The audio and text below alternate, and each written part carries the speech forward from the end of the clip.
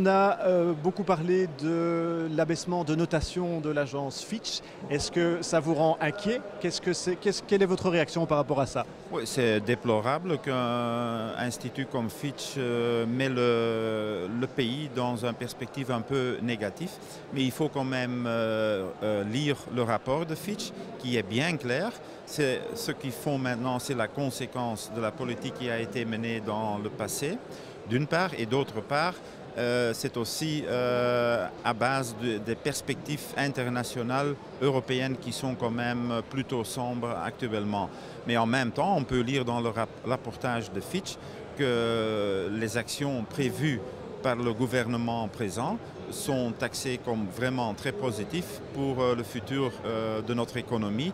Et donc pour moi, le rapportage de Fitch est certainement quelque chose qui doit nous inspirer pour continuer avec le programme qu'on a prévu. Alors justement, dans le programme, ce n'est pas prévu, mais en tout cas, dans la presse, on en parle beaucoup.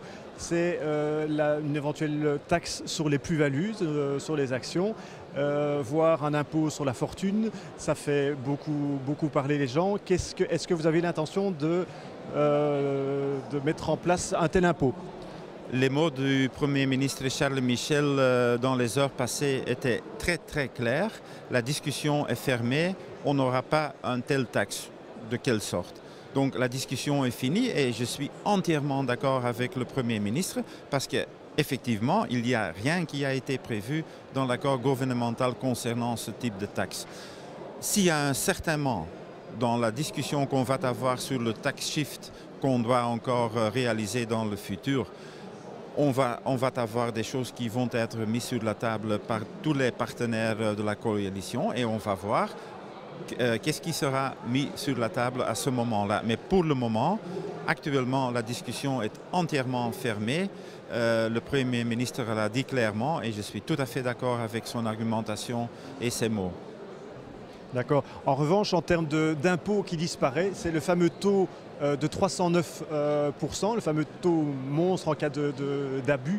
Lui, il est définitivement supprimé? Oui, on revient sur le taux de 103%, mais il y a même plus pour toutes les discussions qui actuellement sont en cours, parce que c'est quand même quelque chose qui a donné naissance à pas mal de discussions judiciaires. Même pour ces discussions actuelles, ce ne sera que le taux de 103. Et en plus, les entrepreneurs peuvent facilement se libérer de tout ça en disant clairement à qui ils ont donné ces avantages-là.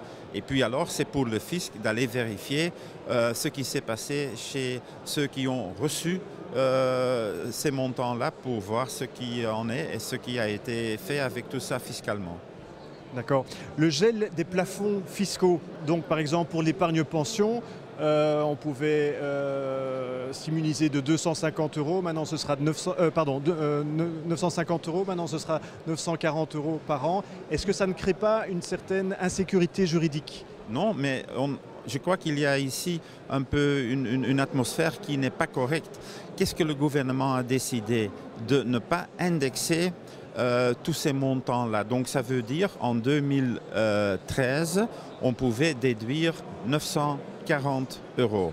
Pour 2014, ça reste le même montant. Donc il n'y a rien qui est pris. Il n'y a pas une indexation, mais il n'y a rien qui est pris des gens. 940 reste 940. Ça, c'est la seule réalité.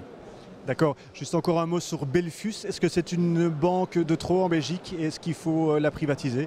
Je crois que maintenant, après toutes les actions du Banque centrale européenne au niveau des stress tests et tout ça, qu'on a une nouvelle situation dans le secteur bancaire mondial, parce que c'était quand même un exercice très important qui faisait pour beaucoup de gens quand même un peu d'inquiétude, qui donnait un peu d'inquiétude, qu'est-ce qui va arriver, qu'est-ce qui vont être les conclusions. Bon, c'est clair maintenant, les conclusions sont là et je sens déjà que dans le secteur bancaire, il y a beaucoup de choses qui commencent à bouger. Belfius est très valable et on va voir d'une manière très intense, d'une manière très réfléchie, ce qu'on va faire avec Belfius et surtout avec quelle quelle dimension de temps, parce que ça c'est vachement important, très important dans cette situation-là. Et il ne faut pas prendre des décisions qui ne sont pas bien réfléchies, surtout dans un dossier comme celle-ci. Et il n'y a pas de deadline? Non, il n'y a pas de deadline. Il faut attendre le bon moment pour prendre la bonne action en ce qui concerne la privatisation éventuelle de Belfius.